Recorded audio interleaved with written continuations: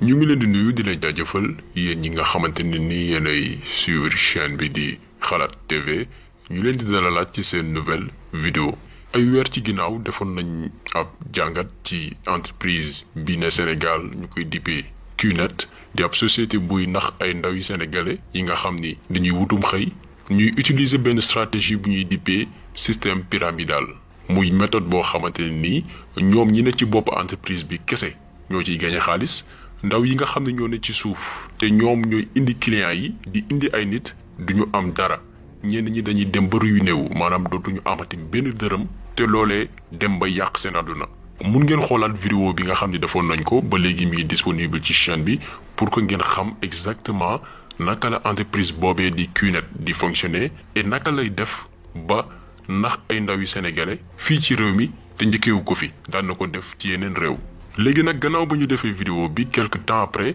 dañu jot ab benn nouvelle maanaam 12 personnes fukki nit ak ñaar yu bokk ci QNet teg nañ leen loxo gannaaw ba ñu naxee triandé ay ndaw yi sénégalais ci région bii di Thiès ñu defeere leen ci maison d'arrêt et de correction te ñooñee ñu téye mu am ci juróom benn yoo xamante ne ni ay responsable boobu société la. ci vidéo bi dinañ leen xamal ñooñee ñu teg loxo naka la ñu naxee ndaw yi nga xam ne ñoo nekk ay victimes ba jël ci ñoom xaalis bu bari ay millions. objectif bi comme nañ ko defee woon rek mooy conscientiser jeunes yi ngir ñu def attention moytu xeetu entreprise yu mel ni QNet yi nga xam ni def nañ ay njombi ci dëkk yu bari. tey nag ñu ñëw Sénégal parce que xam nañ ni dëkk bi métti na pauvreté mi ngi fi te ndaw yi ñu ci bari bëgguñu sàcc bëgguñu taxawaalu bëgguñu def lu bon. loolee tax lépp loo xamante ni jàpp nañ ne war nañ cee mën a am ab dërëm suturlu ci mën a faj seeni soxla dimbali ci seeni waajur ak ñëpp ñoo xamante ne nii yaakaar nañ leen ñu dugg ci lépp rek ngir bëgg a tekki entreprise yu mel ni QNet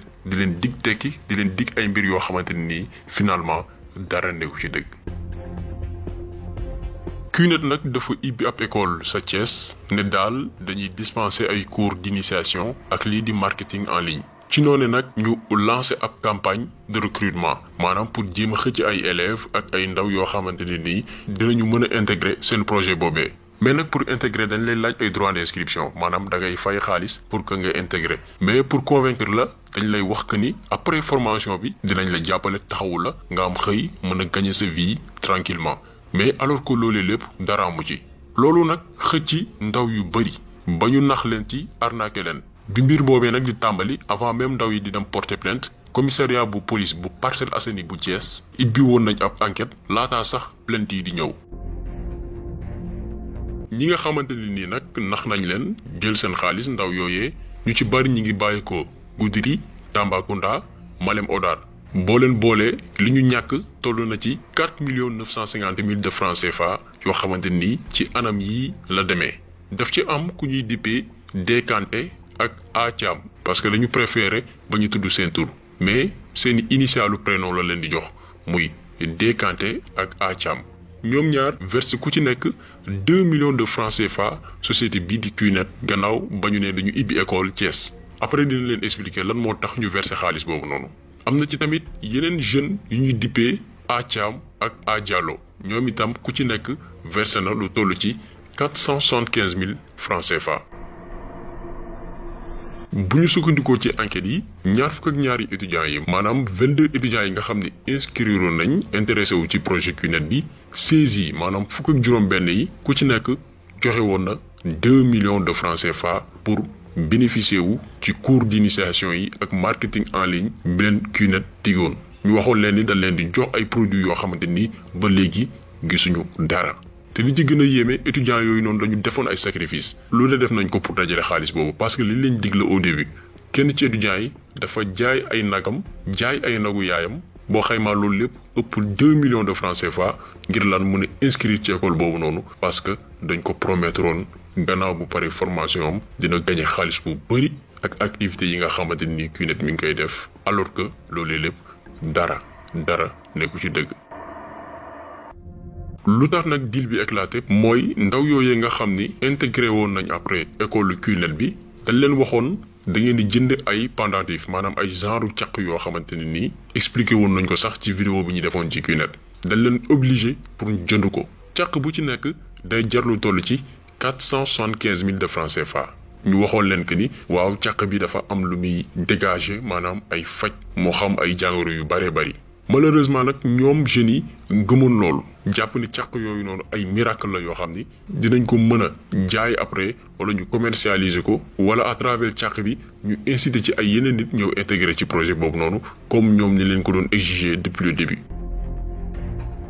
ñu gëmoon nag mbir mi parce que ñu ci bari ci ñoom ci région yi gën a sori lañ dëkkee mosuñu dégg liggéey yu ni mel mosuñu dégg ay entreprises yu mel ni QNET ñoom xamuñ ci dara. léegi nag bu ñu dalee ci entreprise yu ci mel ne ay QNET yi nga xam ni dañu dangereux parce que ay séance de lavage de cerveau la ñuy def maanaam raxas xelu booy yi influence jeunes yi wal leen ay nit yoo xamante ni tekki nañ te amaana sax tekkeewuñ ñoom ci seen projet bi ne leen waaw ñii suñu activités yi ñoo tax ñu tekki am alal alors que loolee lépp du dëgg. ñu ci bëri noonu la leen di naxee fii Sénégal bu ñuy ñëw ay star lañuy boboo ñi nga xam ne siiw nañ ci seen domaine nit ñi xam nañ lañ ci ñu utiliser leen intégrer leen seen projet pour que mu mën a xëcc ndaw ñi pour que ndaw ñi wóolu seen projet alors que loolu lépp ay stratégie la yoo xamante ni day tax yeneen ndaw intéressé wu seen projet.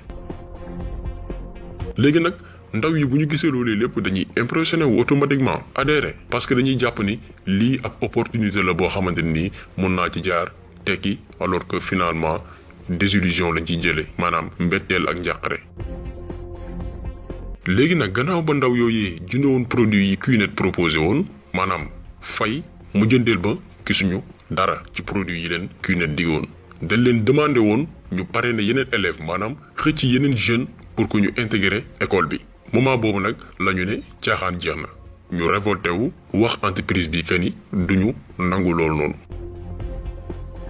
mais foofu dafa am problème li tax problème bi am mooy ñoom ndaw ñooñu noonu avant ñuy dugg ci école QNET bi dañ leen signaloon ay documents te ci biir document bi dañu préciser que képp ku bàyyi. moo xam bépp raison bu mu mënti doon da nga décider quitter da ngay ñàkk xaalis bi nga xam ni déposé woon nga ko mais malheureusement ndaw yi ñoom defuñu woon attention ci document bi ñu signé woon mais ñoom ñoo koy def exprès c'est-à-dire dañ lay mettre dans des conditions yoo xamante ni buñ la proposé contrat directement da ngay profité signé ko duñ la may sax temps nga lire xool lan moo nekk ci biir document bi contenu bi avant nga jël sa décision. ni ñuy jëlee seen temps expliquer leen seen projet duñu jël temps jox la contrat nga lire ko ba mu mat. donc ñoom loolu la leen naxee mais yaakaar nañu bu ñu demee ci yoon du xalaat rek contrat bi nga xam ne signé nañ ko parce que accepté woon nañ ko début mais nañ ko jàppee comme naxaate te leen nax signé loo leen loo xamante ni ñoom xamuñu ci woon dara parce que instant yi li booy yi signé dañu bëgg a profité bu ñu demee ci yoon ñu mën a casser verdict bi donc na ci yoon bàyyi xel. léegi nag gannaaw arnaque bi ñu naxee jeunes yi police wóyal ay enquête am te après police xam na que ni lii ab entreprise d'arnaque bu mag la ay naxaatekat yu dajaloo ci benn société pour tromper ay ndaw yi sénégalais gannaaw loolu la ñu teg loxo ay nit ñu nekk ay membre QNET ñu toll ci fukki étudiant ak ñaar ci ñoom mu am juróom-benn yoo xamante ne nii ay responsable lañ ci biir société boobu noonu. parce que nit ñi dañu war a comprendre que ni QNET dafa am ay complices yoo xamante ne nii ay sénégalais lañ ay sénégalais yoo xamante ni lenn rek moo leen soxal mooy seen propre intérêt seen yoon newul ci seen mbokki sénégalais yi nga xamante ni ñi ngi leen di nax parce que dërëm kese moo leen ñor mooy genre nit yi ngay gis ci commentaire yi bëgg a gëmloo yeneen jeunes yi que ni waaw jar naa QNET maa ngi ciy gagné xaalis ab minorité la maanaam ab lim bu néew ci sénégalais yi ñu mën leen méngaleeg politiciens yi nga xam ne ñooy sàcc alalu askan wi maanaam bëgguñ seen réew dañuy comploter jëmale ci seen i ndaw réew xaalis kese moo leen ñor te pare nañ pour sacrifier seeni mbokk sénégalais di complot tubaab yi. d'après nag information yi ñu jot ñoom defkatu ñaawteef yooyu noonu defeere nañ leen jamono nag gi ñu jot information bi responsable QNET bi nekk Thiès moom mi nga xam ni ñaari nationalité la yor muy malienne ak sénégalaise moom période boobu noonu dafa dawoon mais gannaaw bi police defee liggéey bu am solo commissariat bu Parcelles Assainies bu Thiès jàpp nañ ko moom sekk boobu noonu ak keneen benn responsable QNET bu ñu dippee Fall ñoom ñaar dañu bëggoon daw gannaaw ba ñu yégée ni am na ñu jàpp ci ñoom ñu bëggoon daw génn réew mi mais ci xarañu police jàpp nañ leen teg na leen loxo ba defeere nañ leen d'après information ñu mujjee woon jot.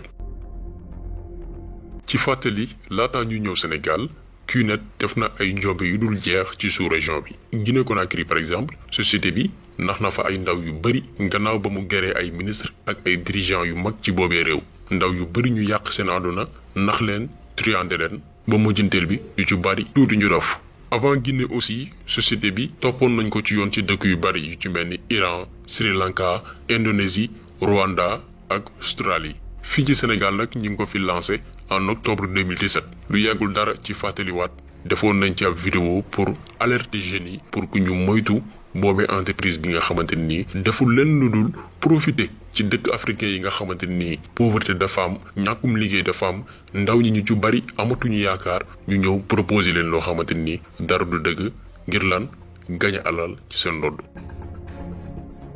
léegi nag li ñuy demander jeunes yi mooy ñu gën a vigilant gën a moytu def attention malgré effort yi ñuy def yépp pour jëm ci génn dëkk bi métti na mais teewul ñuy analyser di xool lépp loo xamante ni présenté wu na seen kanam. ñi nga xamante ni nag dañ leen nax ñun dañ leen di comprendre du ñu leen xarab du seen ñàkk yeewu du seen tële parce que lu leen ko yóbbee lépp mooy bëgg a tekki bañ a def lu bon donc bëgg a tekki bëgg a xool noo ci génnee ba ñu nax la ci loolu du gàcce leçon la da lay permettre nga jàngat ci xam ëllëg naka ngay def balaa ngay dugg ci am mbir. donc ñi nga xam ne jot nañ lekk seen xaalis da leen wax rek ñu gën a muñ c'est pas la fin du monde nañu jéem a xoolaat yeneen piste jéem ko wër ba ëllëg bi ñuy daj li nga xamante ni moo leen di may ñu am seen teraanga àdduna. ñi nga xamante ni nag dugguguñ ci mbir yu ni mel wala mosuñu koo xam wala mosuñu koo dégg da leen di wax lépp lu ñuy dugg nañ ko vérifier balaa dara di xew. même bu fekkee ni ab contrat de travail la même bu dul QNET muy beneen entreprise bu mu mënti doon ñu proposer ab contrat jël sa temps